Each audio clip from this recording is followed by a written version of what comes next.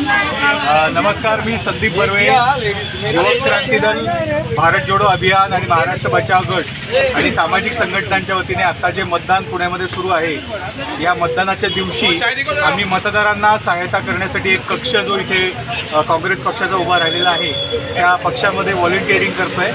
आणि हे व्हॉलंटिअरिंग करत असताना आम्हाला अनेक धक्कादायक गोष्टी समोर आलेल्या आहेत. माझ्यासमोर नजीर करीम शेख हे त्यांचं आधार कार्ड आहे, त्याचबरोबर हे वोटर ID आहे.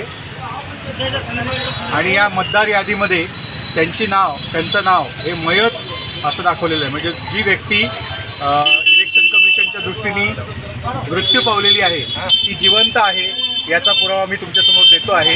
हे संपूर्णपणे इलेक्शन कमिशनचं अपयश आहे. मी अशी मागणी करतो की आज संध्याकाळी मतदान संपेपर्यंत यांना त्यांचा मतदान करण्याचा अधिकार बजावता यावा, यासाठी इलेक्शन कमिशननी कार्यवाही करावी.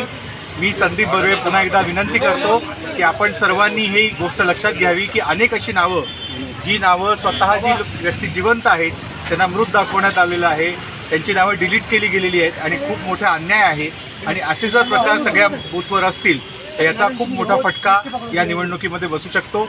आपण सर्वांनी हा व्हिडिओ बघून जास्तीत जास्त शेअर करावा आणि इलेक्शन कमिशनच्या ट्विटरवर, फेसबुकवर हा व्हिडिओ त्यांना दाखवावा आणि याच्यावर त्वरित कारवाई व्हावी. धन्यवाद.